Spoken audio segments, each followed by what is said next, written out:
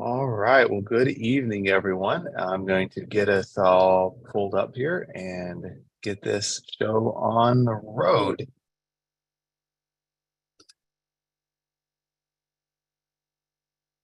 Okay. Well, I hope you have all had a fantastic New Year's, fantastic holiday, and we're ready to jump into bee season. So we've got a lot of ground to cover tonight.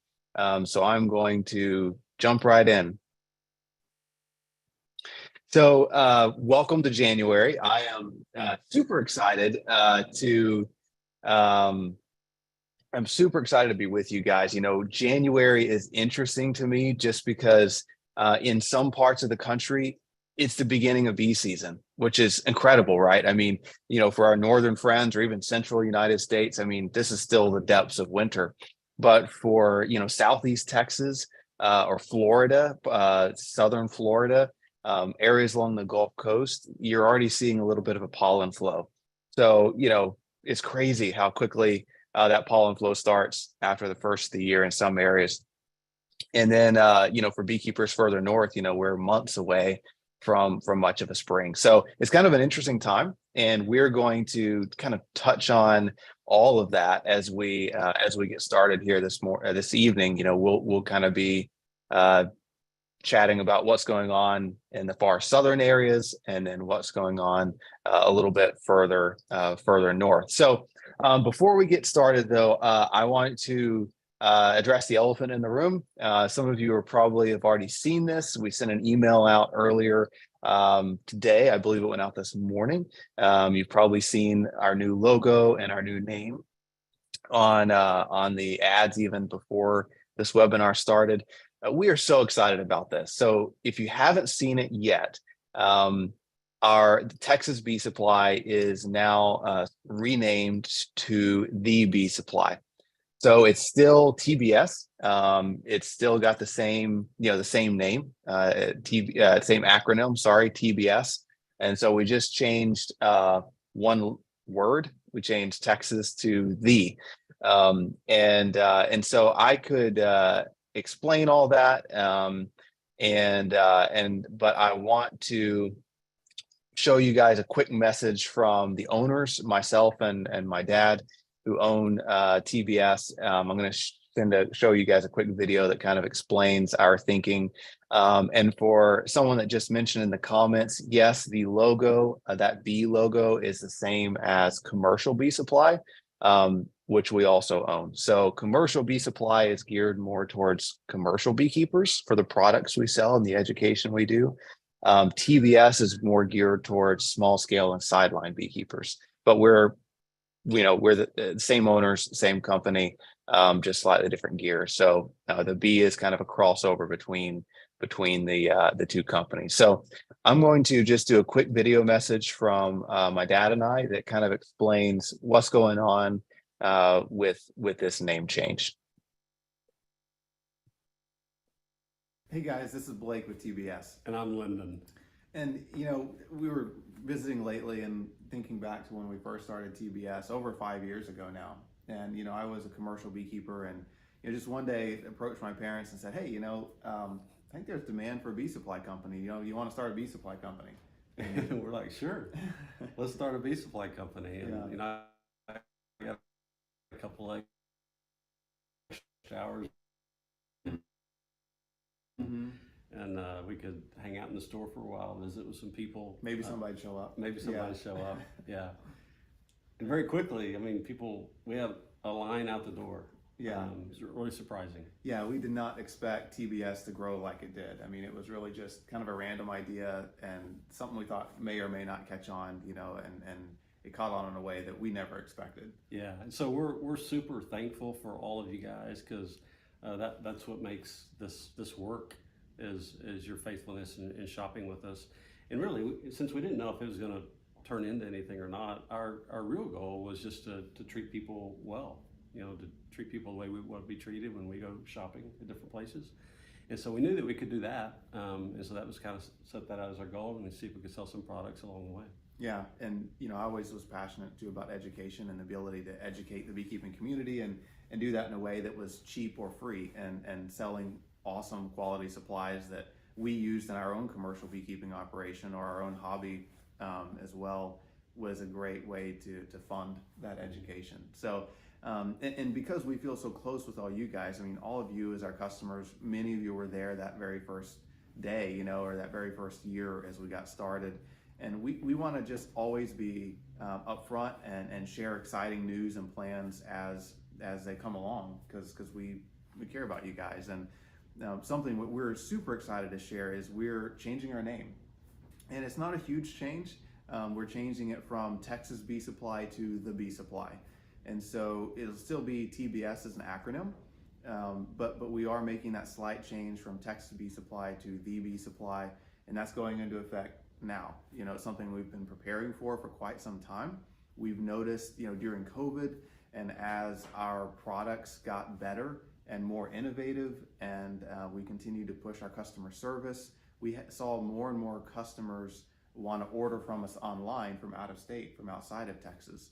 And so even though we've been a Texas-based, Texas-focused company, which is still our plan, we have seen an ever-increasing demand from outside of Texas as well. And so, you know, we only have retail stores in Texas. You know, we've got the Dallas area store, the Houston area store. We've got Austin opening in a couple months, which we're incredibly excited about. You'll see a lot to come soon on that. But we really want to be able to serve beekeepers through e-commerce outside of Texas as well. And we feel like having the Bee Supply as our name will do that. And we're tweaking our logo too. You'll see it around this announcement. It's a slight change, but we have a new cool bee that we're using in place of the state of Texas. But overall, you know, quality products, innovative products, education have always been our guiding North Star for TBS. And we really want to build upon that in a way that can only come with ever increasing growth. And as we grow, we're adding more people to our education team. We're adding more people to our product development team to come up with better, more innovative products and better, more innovative educational material. You know, we really want to be more localized. I mean, we get a lot of credit because we are Texas focused, but even in Texas, as we educate, I'm always struggling with, you know, how do I educate people in North Texas and Southeast Texas? Because, you know, there are 3 planting zones apart, and there's a huge difference in how you keep bees in Southeast Texas versus far North Texas. And so we've really been struggling through, you know, how do we become even more localized in our education? And so we've got a lot of pretty cool things we'll be launching over the next couple of months, from webinars to educational material, booklets, etc., to be even more hyper local in our education. And we want to start doing that in Texas and in surrounding states as well.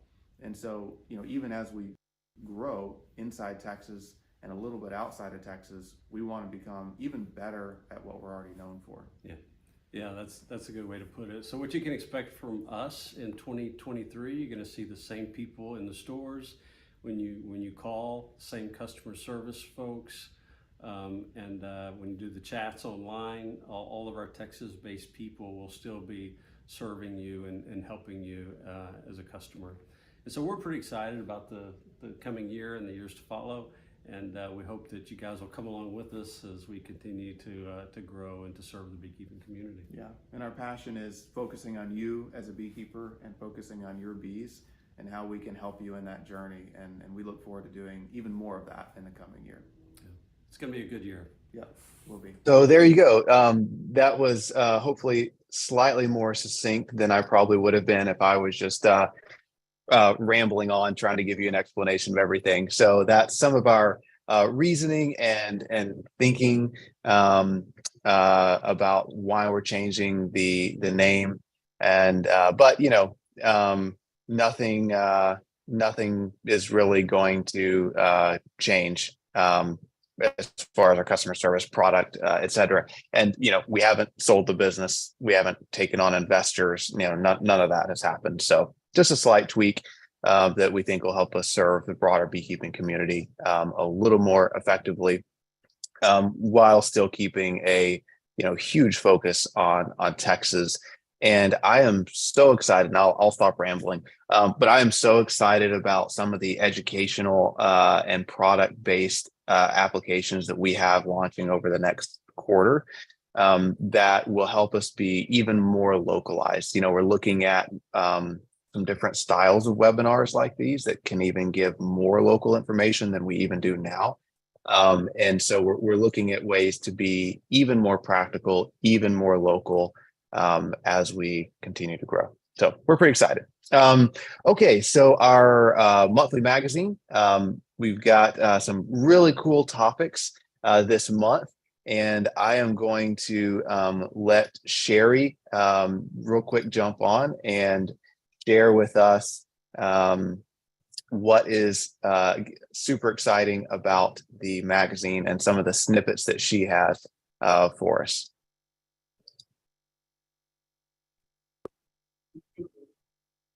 Hey, everybody. Okay, so let's see what's in the magazine this month. Well, number one, I think everybody now knows that we have changed to the Bee Supply Monthly.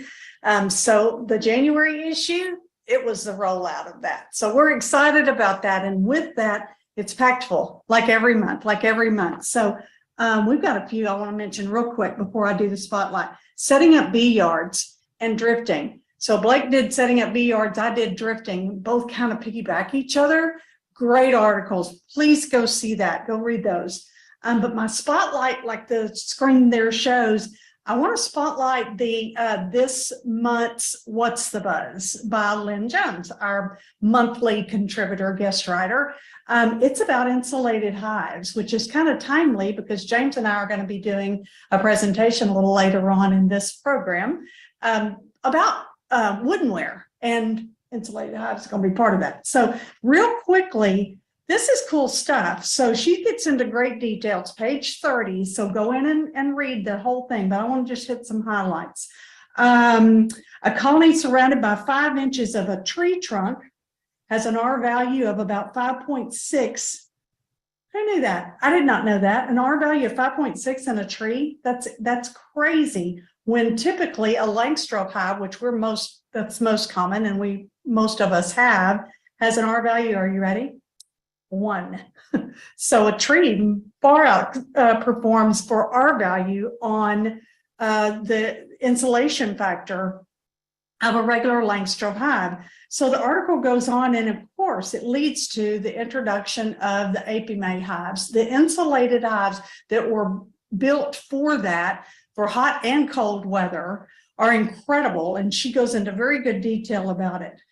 Increased interest, I think that's an understatement. Apimaye hives are made of HDPE, which is high density polyethylene with UV protection, and have an R value, are you ready? 6.93. So it totally whips the Langstroth hive, but look what it does to even the tree insulation. It is absolutely the top of the mark on that. Down, go a little further, both winter and summer using an insulated hive cover should be the first course of action. In winter, 75% of the heat is lost through the top.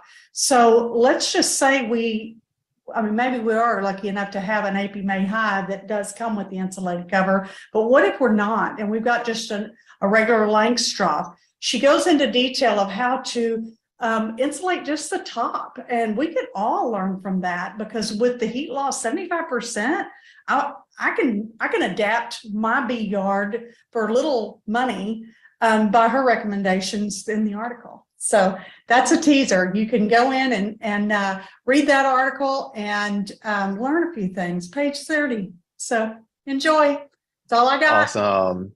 Thank you, Sherry. So yeah, some super cool articles. I really enjoyed listening to reading that article. It was really, really cool. So okay, so let's keep on rolling here. A couple quick notes before we jump into our normal material. We still have some bees for sale. We have a couple more weeks open for bee sales. We still have our 2022 pricing in effect, so we haven't raised our prices yet. We're trying really hard not to raise them at all. And so even though costs are up across the board, we are working really hard not to raise prices, period. We can't promise that's not going to happen, but they haven't gone up yet. We're trying not to raise them at all, but we do still have some dates available for bees. Other things going on, yes, Austin. So our Austin area branch is going to open in February. So it'll be located in Round Rock, which is a little bit different. We had some significant issues with the property that we purchased near Elgin. And I say it wrong every time. I'm sorry if you're from the Austin area. I always get it confused between Elgin or Elgin. So we had bought property out there. We had started the construction process, and we had several major issues come up. And that's kind of why the Austin store is so far behind schedule. But we ended up having to abandon for now that location, and we have found a new location in Round Rock, and that will be opening in, knock on wood, early February. So about a month from now. It may end up being more like mid-February that will be opening up in February. So kind of jumping in about so I'm actually at the American Beekeeping Federation conference in Jacksonville, Florida tonight. So I'm at that conference all week this week. And so I'm presenting from the ABF conference. And so we have a booth here at the American Beekeeping Federation conference. And then some of our staff also have a booth over at the Hive Life conference in Tennessee. Both conferences are running concurrently. And so I don't have a live in the bee yard tonight. Number one, because there really wasn't much to show you in January live in the bee yard. And then secondly, because I'm in Florida. I should have gone and found a local beekeeper in Florida and done live in the bee yard in Florida style. But it was pouring down rain this week. So, but I do have some cool videos to show later on from some guest speakers. But about 30 minutes before this webinar started, I get this picture sent to me by a friend in California. So this is some of our bees that have already made it to California for almond pollination. And if you guys have been watching the weather, it has been absolutely pouring down rain in California, which is great because California really needed the water. And it looks like it's going to rain nonstop for the next 2 weeks. If you're a beekeeper, it's terrible timing because this is the time of year when we're all heading out there to put our bees into the almond orchards because, virtually every commercially managed beehive in the country goes to California to pollinate the almonds this time of year. So there's a mass migration of all the bees in the country, more or less, to California to pollinate the almonds, which is great for the bees because it's an early pollen flow. Most of the country, there is no pollen flow this time of year. And so they get an early pollen flow, they build up really well, and then they're done by March. And so they're able to come back to wherever they are, wherever they normally are, and then we're able to split them, etc. But so it's raining an unusually large amount. This was one of the holding yards that our bees went to, and the water got unbelievably high. This never happens. That's how much it's raining. I've never seen this happen. But these are just some pictures that they sent me. That most of the hives are fine. There's about 1,000 hives in this holding yard, waiting to go into the orchards because it's too wet to get in the orchards. And the edge, as you can see, these beehives kind of on the edge of this holding yard. There's a canal right here that overflowed and kind of flooded up to these hives. Now, surprisingly, these beehives should be perfectly fine. You've got water kind of over the entrances, but it's cold. It's 50 degrees, so it's not too cold. And I've got a guy heading out there to move these hives, and the bees should be just fine. The real danger when you have flooding like this, number one, if it gets too high, the whole pallet of bees will just float away down the river. That's not good. But if that water stayed up over those entrances and it got hot outside, then the hive can actually suffocate. So if it got up to 65, 70 degrees even, and those bees don't have any ventilation because it's sealed off over that entrance, then those hives, they wouldn't drown, but they would suffocate unless there was a crack in the lid that they could ventilate. So that's our main concern in a situation like this. There was one time, and then I promise we will get into practical beekeeping in just a minute. But there was one time where we had a bee yard in Southeast Texas, and they got about 6 inches of rain in one night. And we knew it rained. The bee yard we had didn't usually flood, so we weren't that concerned. And we showed up at that bee yard about a week after the rain. There was no water in the bee yard, but the beehives were all dead. And the bee yard was dry, and there was just, you would open up the hives, and they were healthy hives. There were 2 boxes packed full of bees, honey supers on top, and the bees were all just dead. And it took us a minute to try to figure out what happened, because it was so unusual to have an entire bee yard of bees dead. And then we started looking, and then we saw on the boxes, you could see where there had been a line of water. And what had happened is it had rained, the water had come up over the entrances, and the next day the water stayed up over the entrances. The sun came out and it got up to 80 degrees. All those bees suffocated in the hives. The water receded and went away by the time we came back to the beehives, and it had killed all the bees, and the water disappeared. So it took us a minute to realize that had happened. So if you ever can't move your bees, and this has happened to us before, if your bees are somewhere where you can't move them and the water does get up over the entrance, the key is that you crack all the lids open so that those bees can escape out the top or ventilate the hive at least. So, it happens, unfortunately, in the bee world. So anyway, if anyone's interested in coming out to California and playing in the mud, let me know. It's quite an experience, and it'll be very interesting this year with all the rain they're getting 30, 40,000. We'll be putting 30 to 40,000 hives in the orchards, and it'll be a bit muddy. So okay, let's talk about beekeeping and what's going on in the month of January. And I every single year for this webinar, I dig around my yard until I find a dandelion, and so I can say, hey, here comes spring. Those dandelions, if you're in the southern U.S., especially Texas, those dandelions will come up almost in any conditions. And so, lots of areas where you get this occasional dandelion coming up, you'll have a little bit of pollen coming in. It'll be a very little bit, but on warm days that are above 55 and the bees are flying a little bit, you'll see a couple bees coming in with a tiny bit of pollen. These are some of the earlier blooms that I expect to see in the South. I don't know where this clover plant came from on the far left.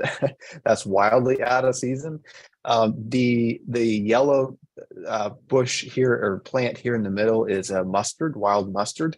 That tends to bloom early. It's a fantastic early pollen and nectar source. I'm not really seeing much of this yet. I usually see it more towards the end of January in Texas, or into February in other southern states.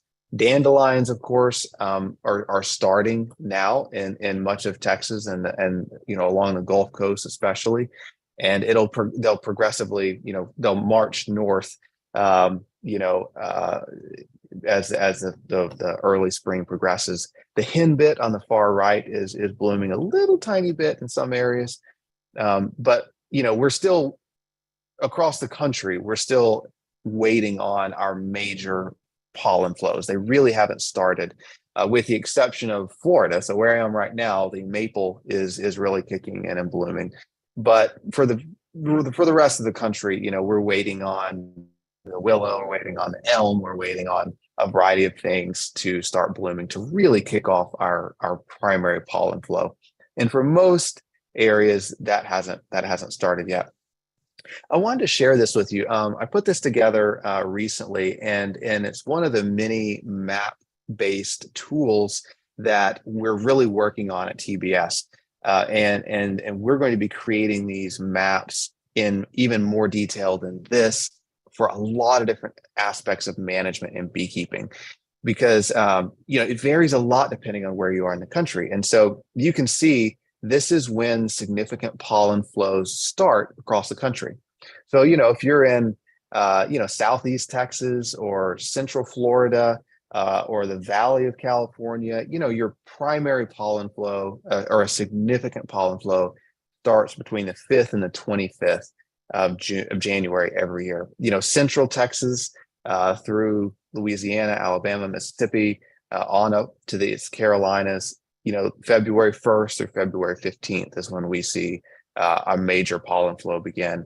And so you can kind of go through and see the colors here.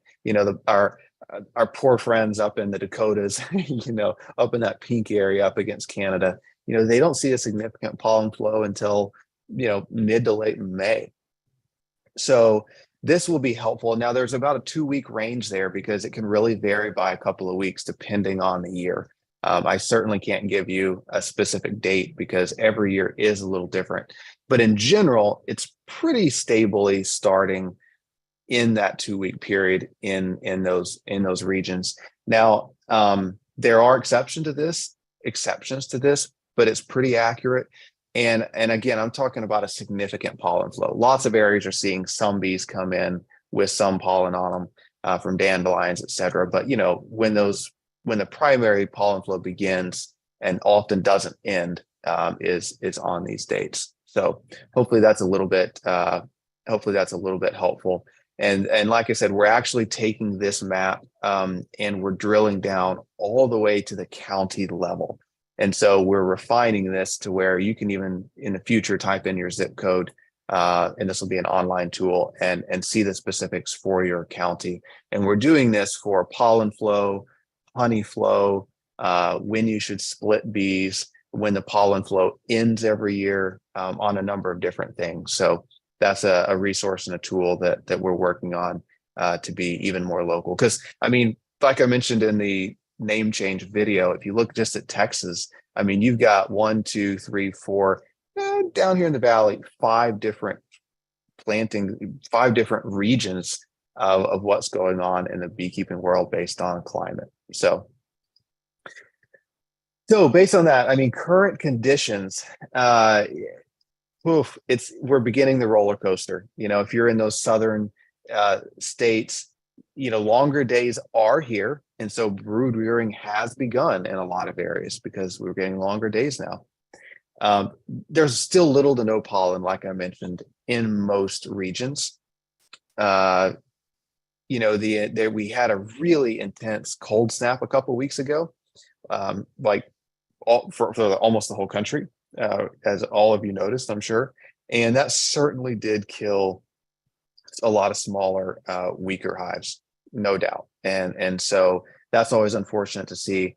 It's also fairly normal that we see those cold snaps come through and wipe out some of those smaller hives. So that's did happen, unfortunately. Again, regions are going to vary greatly in January. So the key is watch your bees. When are they start bringing in pollen? Do they start brooding up? And that's the real telltale sign that your spring is actually beginning. Winter feeding, not going to spend a lot of time on this. Your goal is to, actually, I'm going to skip that one. We're going to come back to that one in just a minute. If you're feeding syrup, you're going to try to maintain in southern states. Again, I'm working on a map that will do this for all states, but talking about Texas primarily and southern states, you're going to try to maintain about 20 pounds of food stores through January. You can feed syrup if you're in an area that has days above 55, 60 degrees. You'll be able to give them a little bit of syrup. Use a division board feeder or top feeders rather than entrance feeder. And then especially, January through March, just keep an eye on as the weather warms up, pollen starts coming in, the bees start rearing brood. They are going to start burning through food stores at a much faster pace than they did the rest of the winter because they're not going to be bringing in much nectar. Most plants that bloom early in the season are more pollen producers than nectar producers.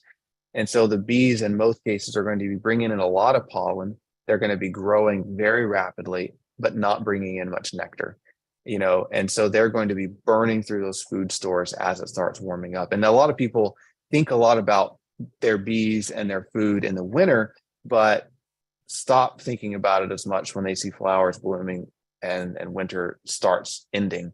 But really, that's when we pay the most attention to food stores. So February, March, April, that's when you've really got to watch those food stores.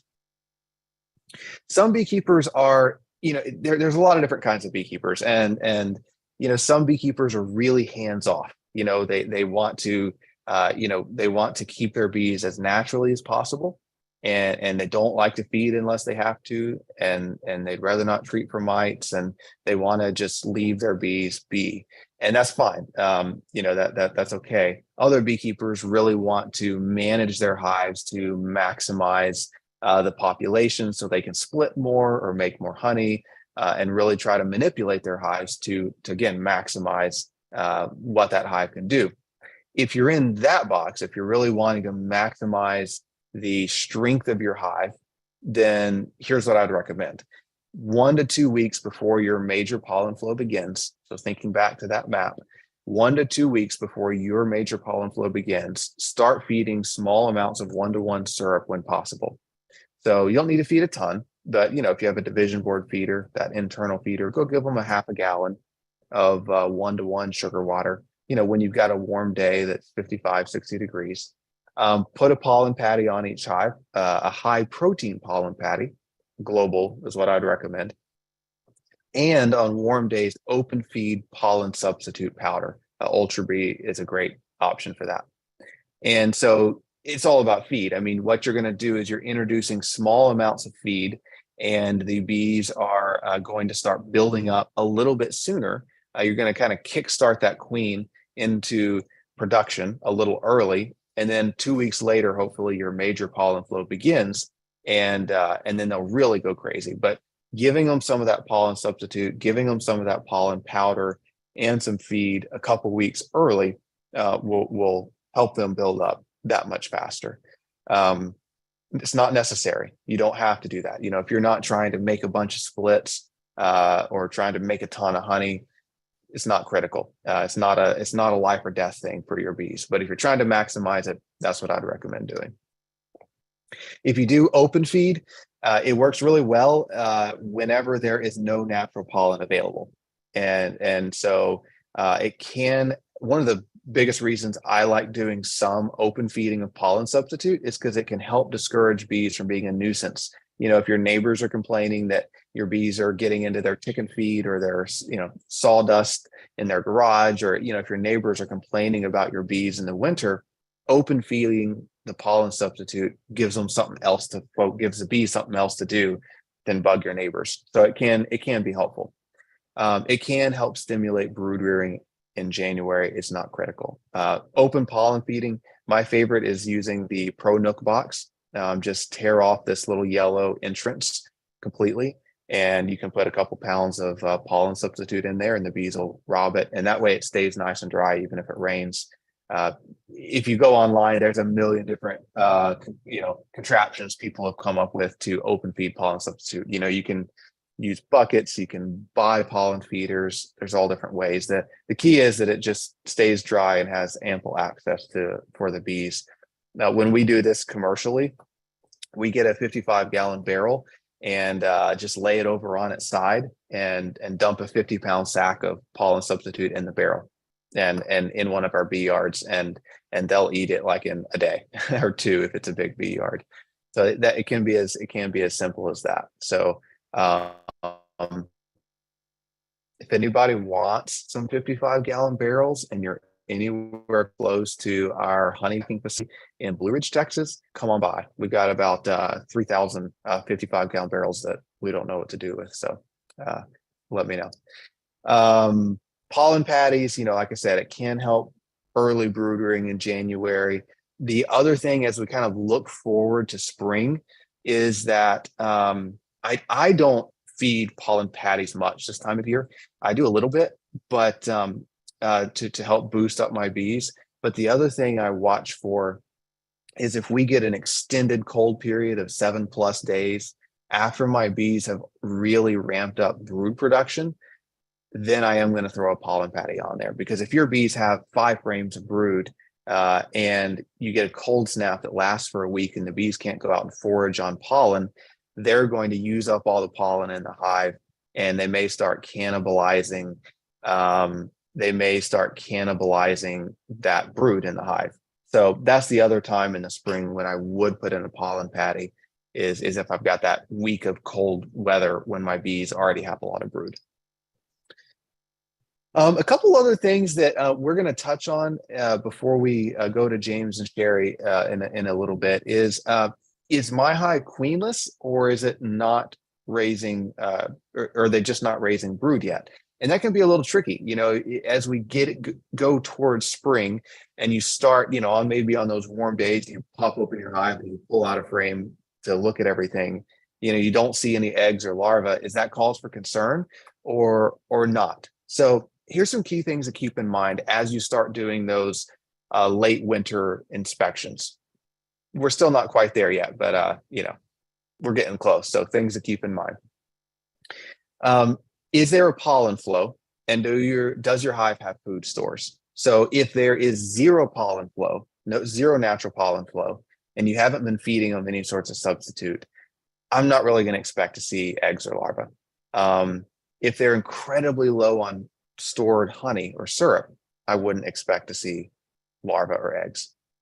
If the weekly temperatures are consistently below 40 degrees during the day, I'm not really expecting to see eggs or larvae much. The other thing is, did you see eggs and brood during the fall? If you did see eggs and brood going into the winter, the odds that queen just randomly died in the winter is pretty slim. The next thing to think through is population. If your hive is 2 deep boxes full of bees, or even a deep box full of bees, I'm going to expect to see brood much earlier than I would a really small, weak hive. If you've got a hive that's 3-4 frames of bees right now, I would certainly not expect to see brood in them. I wouldn't expect to see brood until you have a strong natural pollen flow. The other thing to think through is, if you see brood, do you see brood in your other hives? If you've got other hives of a similar strength that have 2 or 3 frames of brood, and you have a hive that doesn't have brood, that's a sign you probably did lose your queen. So those are some things to kind of think through as you're doing those early winter or late winter inspections. I don't usually see a lot of hives just lose their queen over the winter. It's fairly unusual. So 9 times out of 10, when people reach out and say, "Oh my goodness, I think I don't see brood in my hive, I think it's queenless this time of year," it's just too early, or there's no pollen flow, or it's too cold, or maybe the population is too small. But most queens successfully overwinter in the vast majority of cases.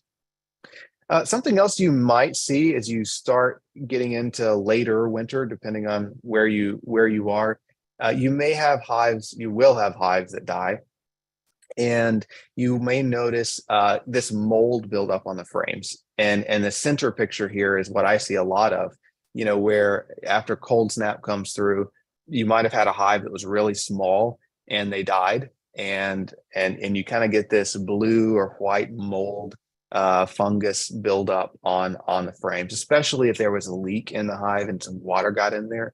You may see that. The good news is it's okay. It's not going to damage anything. What I do is, depending on how bad it is, I often just store it somewhere dry and then put it back onto hives, and they'll clean it up. You can scrape the dead bees off. You can rinse those frames out, shake all the water out, put them somewhere where they're really going to dry, and then reuse them. But just because your frames got moldy does not mean that it's going to harm your bees in any way. There's not really a lot when it comes to comb that makes me not put it back onto my bees, unless it just has excessive wax moth damage. If you've got a frame that's half destroyed with wax moths, then I'm not going to reuse that. I'm going to throw it away. Other than that, the only time I really throw away comb is if it's really old and dark, black super old comb, then I would cull it out, throw it away, and replace it with some fresh stuff. But that's, we're talking 10-year-old comb that I would do that on. One other thing to watch for this time of year as our bees fly out during warm days and go back in is what's normal to see as far as bee death versus abnormal. This picture on the right here, I would say, is very normal. When you get a warm day and the bees can fly a little bit, they will definitely haul out the bees that have died during those cold snaps and throw them out the front door. So seeing a couple dozen dead bees on the front of a hive like this is very normal. Those older winter bees are starting to die. That's normal. What I would not want to see is this picture on the left where you just see piles, hundreds of dead bees. That's more concerning. That indicates starvation, major death due to cold, perhaps. Sprays. You're not really going to have spray issues this time of year, but if I'm seeing this on my bees, I think they probably had a starvation event or a major freeze event that caused that many bees to die.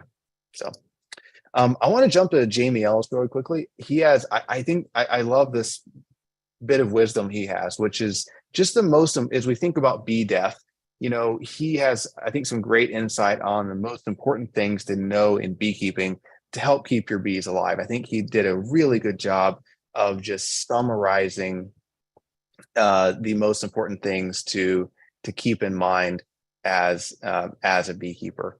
So I am going to get this transitioned over here. Bear with me for just a moment as I do this. All right, here we go. Sorry guys, hang tight. Let me get him on here. There we go. It's usually a crazy smooth transition, but not so this time. There we go. It's going to be a little loud when I hit play, so as it buffers, so you might want to turn your volume down a little bit.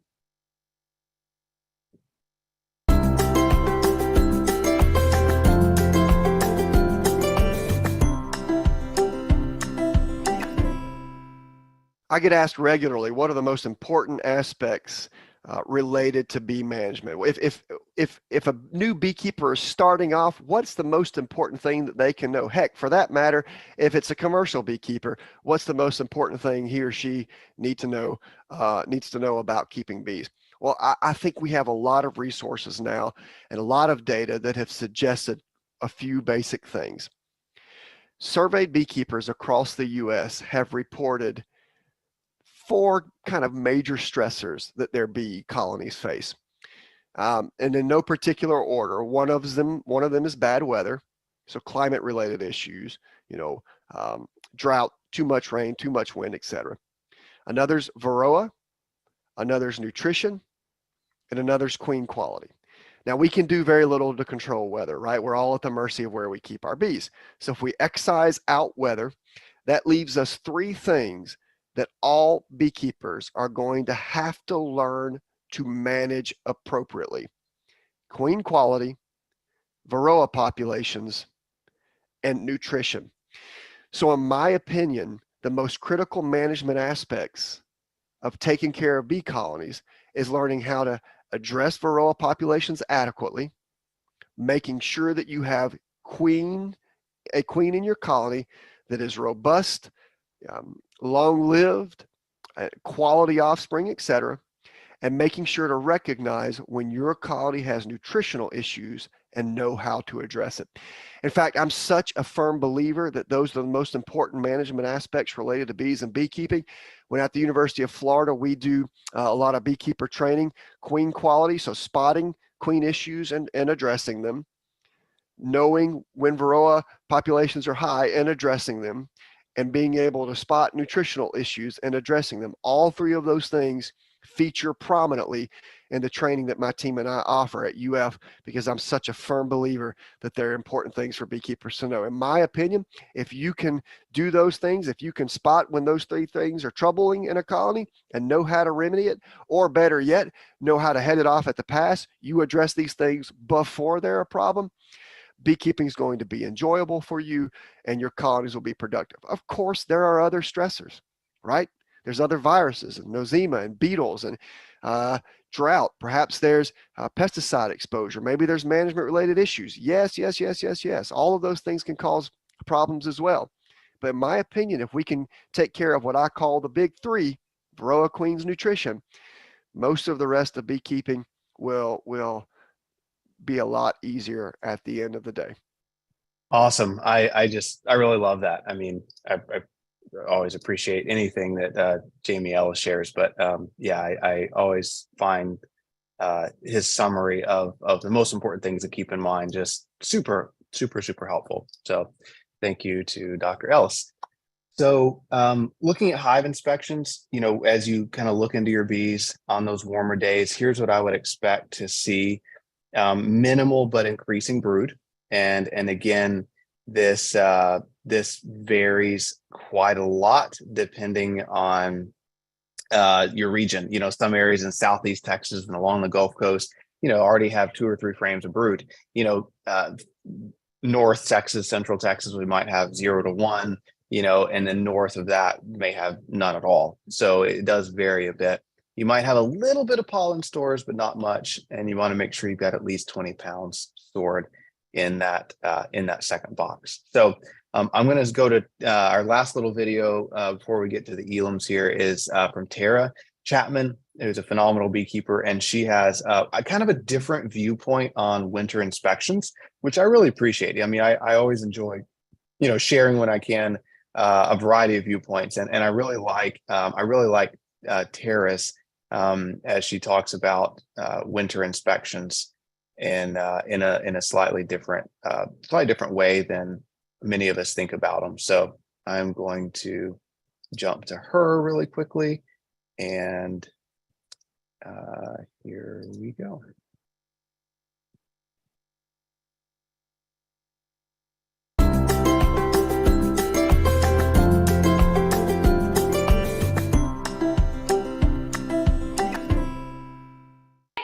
About winter hive inspections.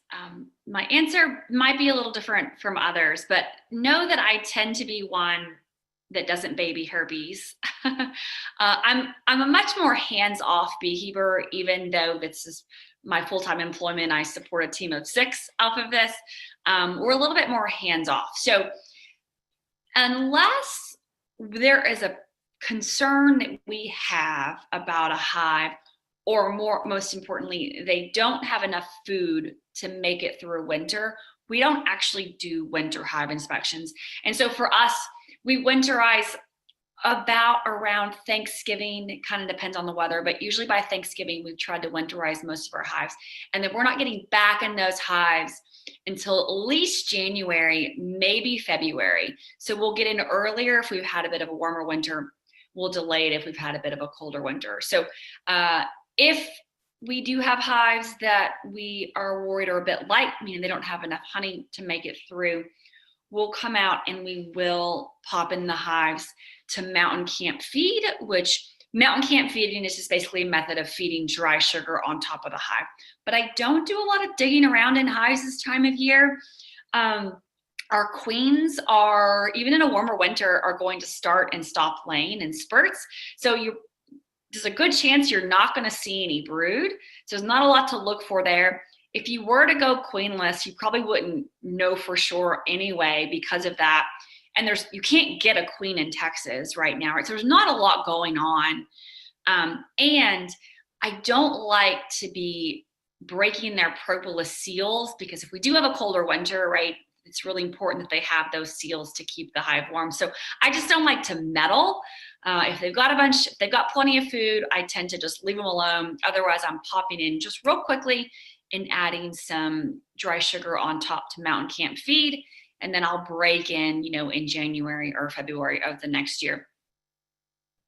Again, gives the bees a break. It gives the beekeeper a much needed break. And that's what So works for thank me you. in Yeah, my I love yards. that. And I kind of, I mean, I agree with that in that, there's really not a lot we can do in the winter time. There's not a lot we should necessarily be doing. I find a lot of times when I'm doing winter inspections, it's to satisfy my own curiosity as much as anything else. And usually the bees are just fine. So I'm just peeking in there just to make sure I feel okay. Nothing dramatic's changed. And I like how Tara mentioned, she called it, she's the first one I've heard reference it as this, which I think is cool. It's mountaintop feeding, where you basically just open the lid, and if your bees need food, you can put down some newspaper and then pour a couple pounds of sugar, granulated dry sugar, on top and put your lid back on. And then your bees can kind of come up and eat that sugar throughout the winter. It's the same concept as like a sugar brick. It's just a little cheaper, faster way to feed some granulated sugar. It doesn't have all the nutrition that the sugar brick has, but it's still a cool way to do some kind of quick and down and dirty feeding when they need it. So combining in January, a couple of notes is, if you're interested in combining any of your weaker hives in January, gauge the strength on a warmer 60-degree day. If you go out there and it's 35 degrees and take a quick look at your bees, they might look like they're only 4 frames of bees, but they could be clustered so tight that they might actually be 8 frames of bees. So, if you have a hive that's 2 frames of bees or less, you can go ahead and combine them. They're probably going to freeze on some of these cold nights. But honestly, I don't do a lot of combining in January. It's like, if they've made it this far, let's just see if they can make it all the way to spring. So I tend to do all my combining in fall and leave them alone this time of year. So, okay, so that's the basic tips. I'm really excited. I asked James and Sherry to talk about woodenware. Now, that might seem like, woodenware, but they're really going to be talking about insulated hives versus uninsulated hives. They're going to be talking about 8-frame equipment versus 10-frame equipment, and heaps versus single-story hives. And so they're going to be tackling a lot of more technical details on woodenware, not just, hey, this is a deep box, this is a lid. And so I'm eager to hear what they have to say. And then we'll jump and answer some more of your questions at the end. But I'm going to go ahead and launch this and get them rolling. Thanks, Blake. All right, everybody ready? Yeah, hi everyone. Okay, so we got in our list of projects this month, we wanted to talk about woodenware. And it's not just woodenware. It's kind of your bee's house. It's like our house, right? So here in front of you, I chose a picture that's kind of a hodgepodge. That's a little bit laughable when we look back at that. That was a few years ago, wasn't it? It was, but a common denominator that's there, that's important not only to our bees, but to us as well. It kind of flows uphill and downhill, is that bees require a dry home. So regardless of what type of woodenware or what type of hive body that we're using for our bees, it must be dry inside. It's got to be dry. Yeah. Got to be dry, like we've had some rain. And that addresses and warm. One of 3 primary issues. Our bees have to be dry. Mm-hmm. Our bees have to have the ability to be inspected without damaging the hive. That's where the Langstroth hive bodies come in that we see here, and also the other ones that we'll be talking about tonight. But the pest and disease resistance comes in there. And even the third of nutrition comes in, that we're not controlling nutrition, but we are providing storage space. So we'll go into all of those as we look at our hives. That was a lot. That was a lot. Not parts done. That's not true. Don't go anywhere. We got lots of work to do. All right, let me get my slides going. All right. Is it all it's stacked up to be? But then boom. Is that funny? I thought that was funny. I want everybody out there laughing. That reminds me of some of the pictures that we see sometimes on the internet, where you've got a brood box or multiple brood boxes, and honey supers that go up into the sky. They're so tall. There's a picture of Blake when he was about 14 that I've used. Right, Blake? You know which one I'm talking about. This is a great picture, and I started because this is just came out in the January issue of the Bee Supply Monthly magazine, and I love this because I don't know about y'all, but when we paint boxes, we're doing more than one. This is a few. I'm sure if you've been in the beekeeping for a few years, you've had to get creative on how to paint more than one at a time. But I love that picture. It shows the practicality of painting it, but it also shows that the inside of the boxes where our bees live are not painted. So it doesn't expose them to a life world of white paint. I don't think I'd like that. I put that picture there. I had no idea that's what he was going to say, but that was very good. That was very good. That was an instructional picture, not to just be funny. It's all it's cracked up to be, or is it all it's stacked up to be? I like that. All right. So let's talk about briefly. We're just going to go through the materials. Okay. So pine, let's start with pine. And you mentioned this is just a length strip box. So we're talking length strip hives here first. Yeah. Right? The pine box is by far the most common box throughout the country. And one of the reasons is because it's very economical. It's easy to work with. The joints can be mitered to whatever you'd like, and it's not just a box that you have to go. Gosh, I've got to go to the bank and withdraw some money to buy some new ones. It's affordable. Nice affordable. That's a good word for it. And holds up with good maintenance. And when I say that, it probably 5 to 7 years on it. But if you'll just mark your calendar and paint them every year, you're going to get that full gamut out of it. I bet you that we've got some older than that in play because we paint them, and yeah, the paint's this thick on the outside, but they're still holding up. Well, there are two things that occur in that, and the pine boxes tend to break down more in the corners where we use our hive tools to pry with. And there are boxes that are made of harder wood, more dense woods that help overcome that, like cedar. Yeah. That was good. Good segue. We didn't plan that. So 7 to 10 years ish on cedar. Cedar costs a little more than pine, but it is more durable and it does last longer, as I mentioned. But I think the kicker to cedar is that it's a little lighter weight. If you were to pick up a pine box and then a cedar box right side by side, it's a little lighter weight.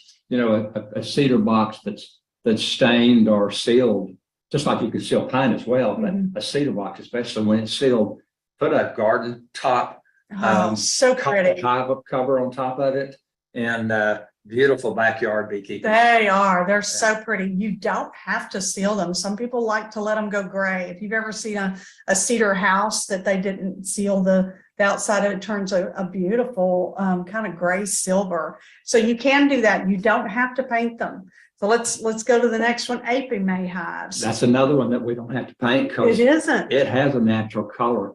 That's called, what is it made of? HDPE? HDPE. High density polyethylene. It is. Apiary May is a new method of bee housing, beehives that addresses every issue I know or that might be known to man for keeping bees. Where we've had problems in the past, we've got the proper cover to keep it dry. We have ventilation, which is huge. We have multiple entrances available. You can divide the hive in multiple sections, like keeping 2 nukes or keeping a 6 frame, or there's just so much you can do with it. They are more expensive. That would be the drawback to it. They are. But if you want to experiment and kind of go high end in your beekeeping, it's a great consideration. And cost is a factor here, but if you're just going to be a few hives, I say go for it. The longevity of it, who knows? I mean, we've only been exposed to them for a few years or a couple of however long, and I think that the longevity is there. They're going to last you a long time, so you might weigh it out. It might be the route you want to go. They're self-insulating, so because of the way that's built, there's a dead airspace in the inner core and the outer, so it's self-insulating, preventing extreme weather problems like we just are kind of going through from time to time now that it's winter. moisture buildup, the way the lid is conformed, it actually wicks out, water drains out the moisture. Isn't that interesting? It is. It's pretty It has like an cool. overhang. It is. It is. It It is. straps down or It it does. latches Ratcheted. down. Yep. But, you know, there are attributes, but you do pay for those You attributes. do. You do. It might be the Mercedes of it, but hey, whatever floats your boat, right? Top bars. Top bars are cool. Top bars They are a regional way of beekeeping. And that Not specifically within the country, but within various areas of the country. Communities. Yeah. yeah, and there are areas in Texas that thrive on it. There are areas scattered around the country Mhm. where top bars are really Very fun. popular. They do conform to the things that we talked about earlier, where we have a dry outer cover. Mhm. We do have removable frames inside. It's a very natural way of beekeeping. The same products that are made to build the other boxes are used to build a top bar hive, and That's that right. you can do cedar, you can Mhm. do Pine. pine, you can do plastic, I suppose. I don't think Apenmate makes the top bar, but that may be coming. not yet. They might be, they might be. The one thing I have input on the top bar is that it's no lifting. It truly is horizontal beekeeping. So for those with wanting to put a check mark by that as far as weight, that one really does it. Well, we'll go into that in detail when we talk about Yeah. configuration. One other thing about top bar, when you are keeping bees in top bar, honey extraction is completely different than it is in a Langstroth. Apenmate falls under because Apenmate is also a Langstroth, just FYI, because it's the same configuration, bee space and the dimensions and so forth. But honey harvest is different in top bar. So might look into that before if you decide that you want to. And finding other people to help you out might be an issue, but that's all right. We'll talk about that a little bit more. Well, that little girl has a project in front of her. She doesn't does. It's a great way to move bees. It is. It is. So hive configurations, it typically is decided by how easily I can move things around. Lifting, so weight. If I am talking about how heavy something is, then I might think about which one of those that we just talked about on the last one and how I'm going to configure it. Ease of hive inspections, that top bar is pretty easy because it's all right there. You don't have to move boxes off. That's pretty cool. We talked about just briefly several times now, hive inspections, how crucial they are, Mhm. and that we do have to control our varroa. We do have to know how much honey we have in our boxes. Right. Our pests and disease are what keep our bees alive. The difference in successful beekeeping and unsuccessful beekeeping. Right. And we don't have that little girl to help us move our hives. So it really, if you've got one of her, you've got it made.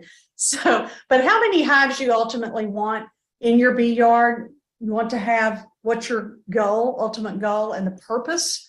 That's going to play a big role in how you're going to develop your configuration. So if you are out for honey production or bee production, that's going to influence that. And we're going to talk about that here in the next couple of slides. Let's do that. Let's do that. So my next slide, we've got a guest. We have a very, I'm going to say, important person. High profile. He is high profile.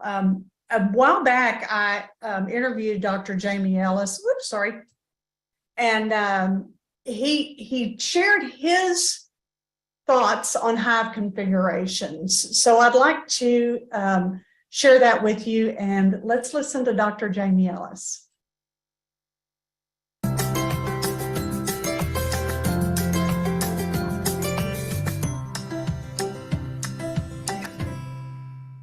So I've been a beekeeper for about 30 years. I'm also a professor at the University of Florida.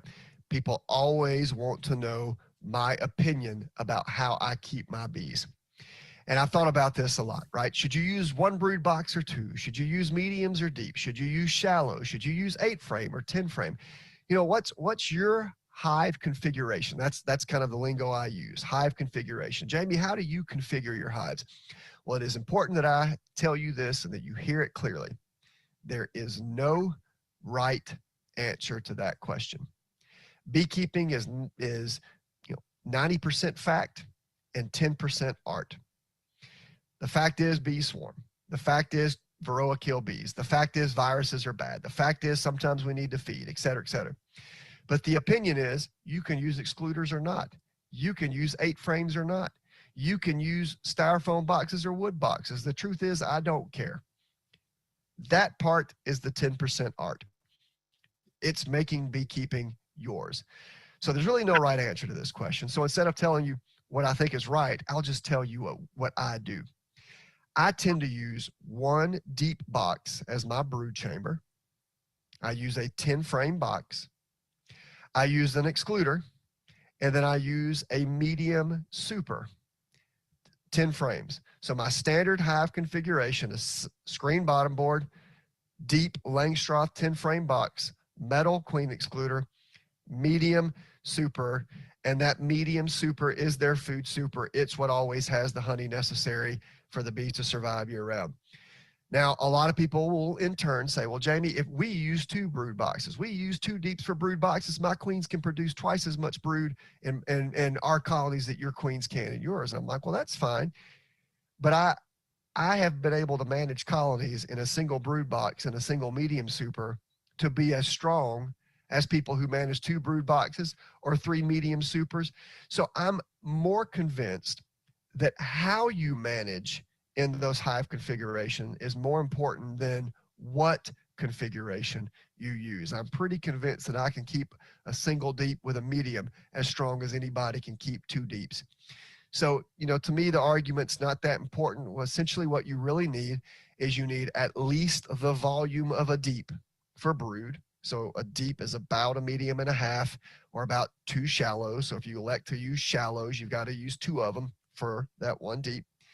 Then you need about a medium super's worth of honey for them to survive throughout the year. So if you use 2 deep brood boxes, what you're going to see is that bees tend to put about 1 brood box worth of food in the bottommost box, maybe a little bit of, brood in the bottommost box.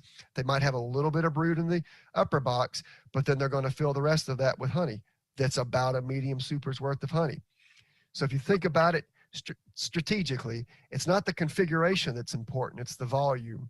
And the standard volume that has to get a colony through the year is about a deep box and a half, right? So about a deep box and a half.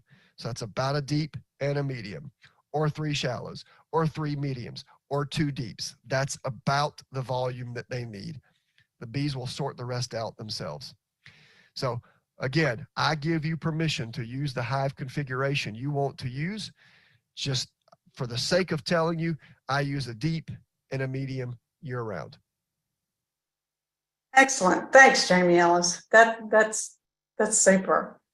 Yeah, I like that. I love the 90% fact and 10% I interpret Art. as fun.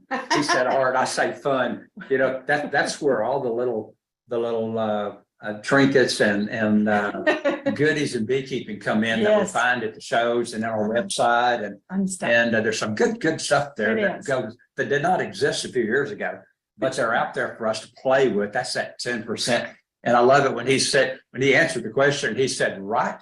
And we all went, right, Jamie. Well, I think what my best takeaway from that is it's really up to you. I mean, it's up to you and to me and to everyone else individually of how you do it and what works best for you. And it could be, geographically dependent on, that might be the deal, or just where you are or who you are. So it means we're all right, doesn't it? It means we're all right. So before you make the decision, let's go over a few things. So let's talk about all of his configurations he talked about and start with what he does, which is a single deep hive.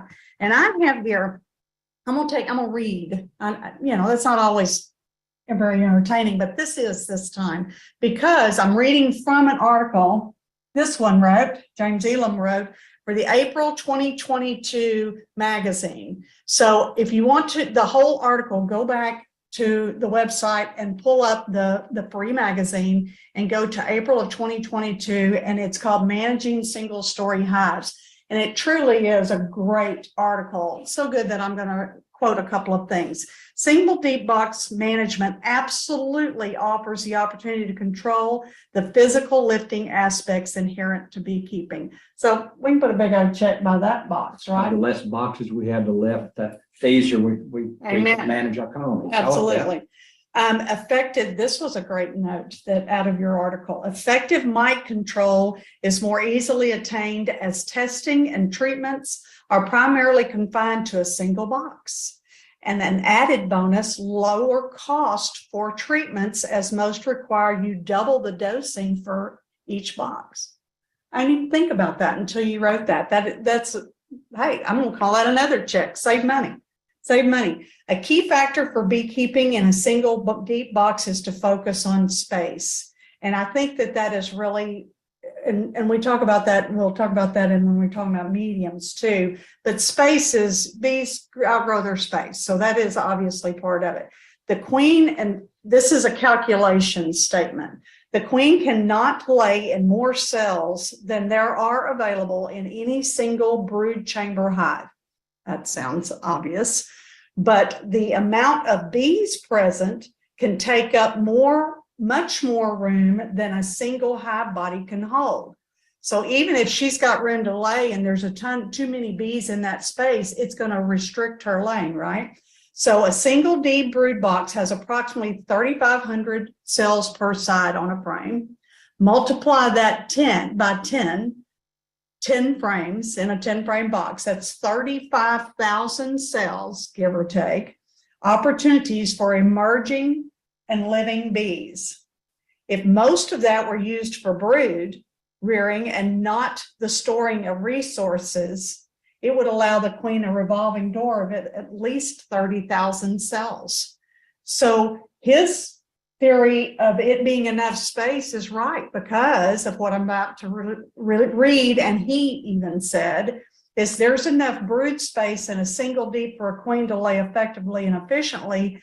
Where the space constraints come from are from the working bees and resources. So the solution is adding a second deep or adding a honey super or a medium.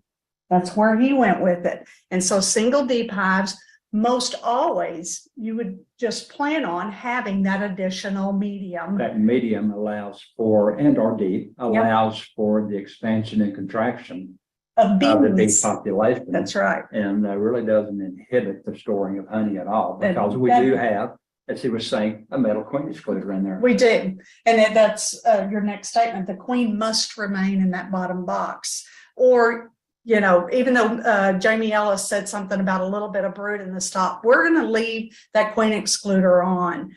Adding the super early in the population growth season will supply the bees with more room to move around, feeling less crowded, and open up the space for the queen to move freely, stopping the swarm sequence, which is a big deal, especially in spring. In turn, workers will continue to bring in resources, but instead of putting them in the brood box, they're putting them in the top box. That's good stuff. Yeah, that's some basic management of a single deep, and good stuff. If done properly, you don't have a swarm problem. Mm-hmm. You know, used to, in what they call the old world, it was very common we weren't there to force bees to swarm to increase populations. But we don't do that anymore because bees are considered typically unhealthy once they swarm out of our box. That's right. That's right. So now let's talk about double deeps. Double deeps is what most of us, and I'm going to put us in that category, we actually have multiple configurations, but primarily for honey production, we run double deeps. Now, there's somebody out there, I can hear them now, but I get just as much honey off my single deep as you do in a double deep. Well, maybe you do, and I'm not going to argue that at all. But studies show, I didn't write the study, so don't shoot the messenger, that a double deep will yield more honey production simply because of more bees. You will develop more bees, for probably about 60,000, when a single deep and a medium is going to get you right around 40,000, 45,000. But more bees, they gather more resources. So that's tradition means a lot to everyone in the world. Yeah. And your mentors may or may not teach you double deep. Yeah. Whatever works. But like Jamie said, whatever works. I did want to correct something that I implied and didn't finish up on. I said that the swarms are considered unhealthy when they leave our boxes. That's not true. I just mean their chance of survival goes down dramatically. That's true. So it's not, we don't encourage swarms. Well, But our bees, if we manage them properly, they're healthy. That's our goal. it is, but I didn't question it because when they swarm, you run risks of things happening in the ones that stayed. Yeah, so the double deep That's pod, that's what we teach, is a very convenient way to keep bees. Mhm. But that top box is heavy, and that leads to what you refer to as bottom box neglect. Because it is so heavy, we're Yeah. intimidated to go down sometimes, especially as a new beekeeper. That's true. But, double deep is more common, but that's, again, up to you. And the basic 80% full expansion rate goes with that. So we would go 2 or 3 deeps even at some time, and before we've made splits and so forth. So that's double deeps. Now let's talk about all mediums. All mediums is growing in popularity. We have a lot of new students that come through our TBS classes that really are thinking this through and thinking about doing all mediums for keeping their bees. A medium box being shorter in height Mhm. than a deep box, Mhm. logically, means that it's also going to weigh less. Mhm. And weight is a big factor when on specific people. The older we get, Yeah. the older we get even. Some things are hard to lift, Yeah. and it helps overcome that. It does. A couple of aspects about keeping all mediums, if you decide, and some of this is for beekeepers that you've been out doing bees for years, but maybe your lifting ability has changed, or maybe you weren't quite as successful in doing it either in singles or doubles or whichever of these you are currently using. We're trying to go through these so that you maybe can look into another way that might suit you better. So in all mediums, yes, it's lighter, but there's a couple of things you need to think about. When you go all mediums, stay all mediums in your brood boxes, in other words. Isn't it a cumbersome event when you have a medium and a medium, there's your brood boxes, Mhm. and then you realize that you're out of, and you throw a deep on top of Right. it. For a brood box. And then all of a sudden we're mixing our frames. Yeah. And we end up with some deep honey frames and some medium honey frames. Yeah. And it becomes cumbersome. Well, So- and brood frames, deep brood Brood frames frames. and deep and yeah, and we're raising our bees in medium. So focus, concentrate, try to restrict yourself to purchasing the stick with one. destination that you want. Yeah, stick with one, because especially when here early spring, which is not very far away, y'all, we're going to be talking, gosh, our February webinar, it's just a month away. We're going to be talking about expansion, right? As that season comes and you're all mediums, if I were to have mixed it, I can't take a medium that I had to because I didn't have enough. I took a deep frame. I need this box over here that are all mediums. I can't trade those back and forth. So think that through. And you will manage your populations carefully on that. I'm sorry. No, it's okay.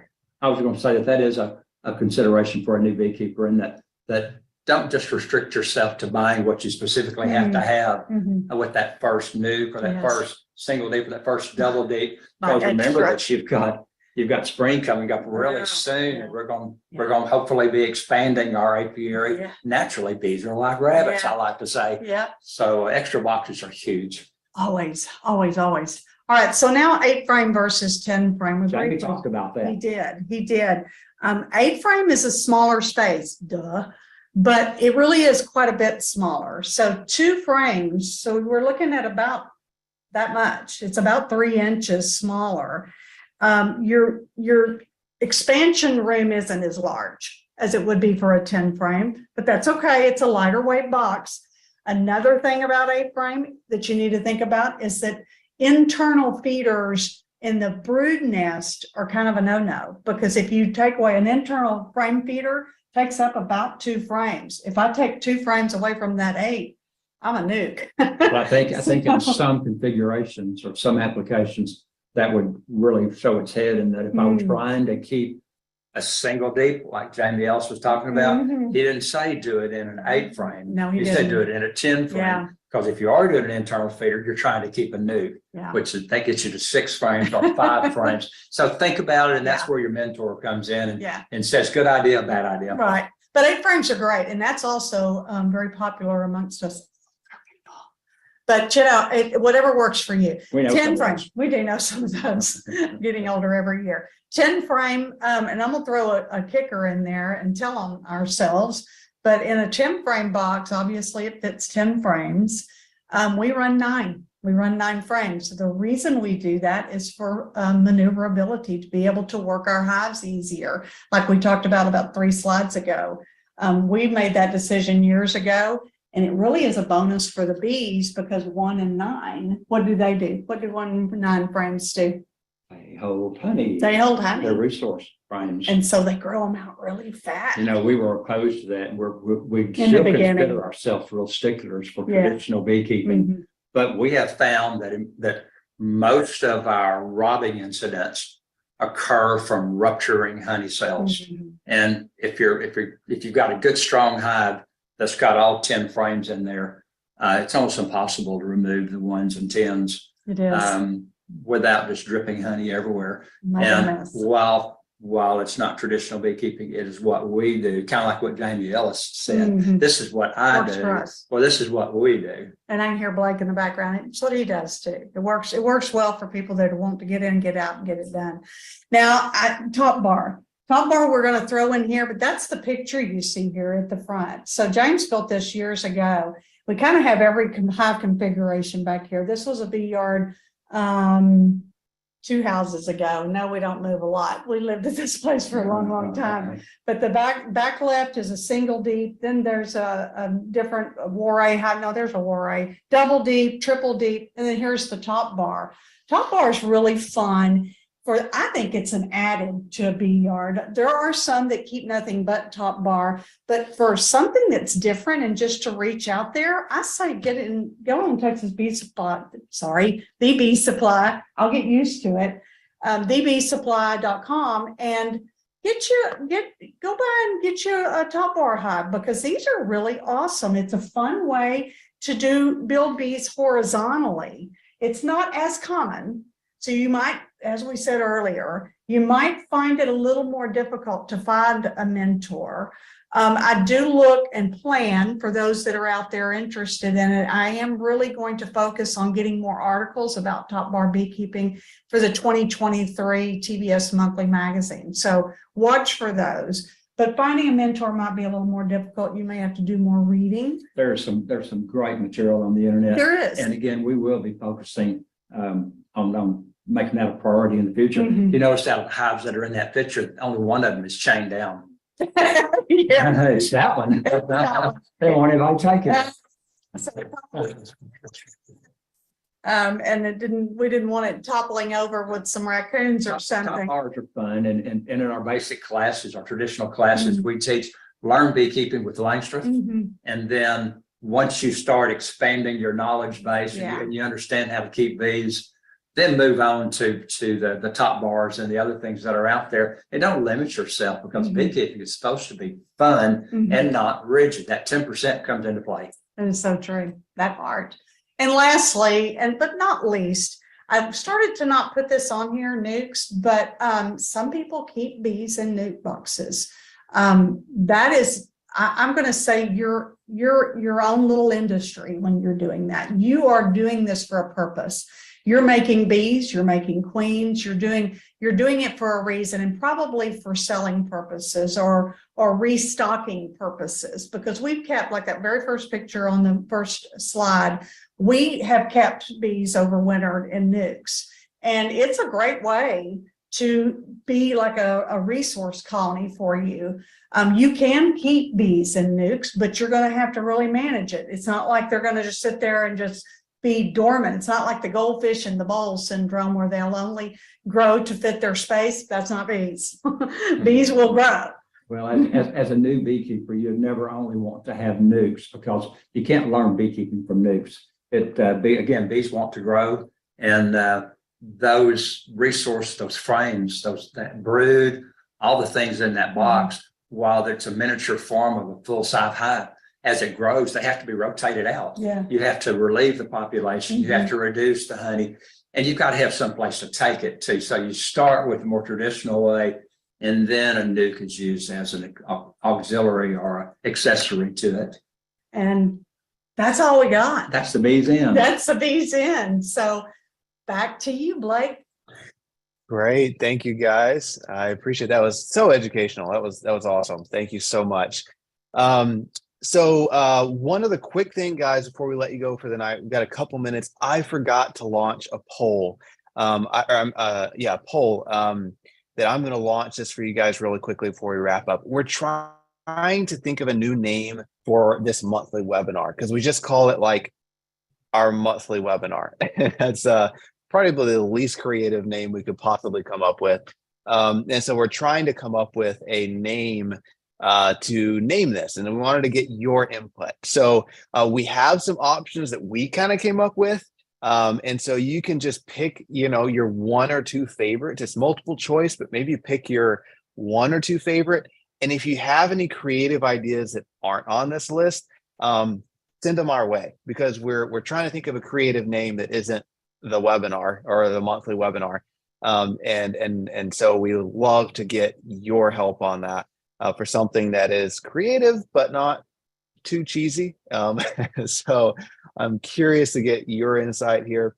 And like I said, if you have any interesting ideas that aren't on here, please let us know, because we love getting your input and your thoughts. While you're filling that out, one other quick thing I want to mention, just as we go through this name change transition, it's going to be slow. And so I'm sure you'll still see some things with Texas Bee Supply on it, and that's fine. We are in no hurry. There's no urgency to switch the name. So we'll still be selling bee suits and hats and t-shirts and stuff like that that'll still have our Texas Bee Supply logo on them. We're very proud of the Texas Bee Supply name. We're not in any rush to change it. So you'll still see that logo around for quite some time as we slowly transition.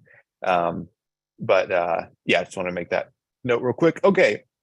So it looks like by far, the monthly buzz was the number one choice. 67% of you said the monthly buzz was your top pick, and then looks like Blake's buzz was second, so at 24%. So super helpful, guys. So I will take that back to our team, and you might see this being renamed as the monthly buzz in the next couple of weeks. So anyway, we'll let you know next month.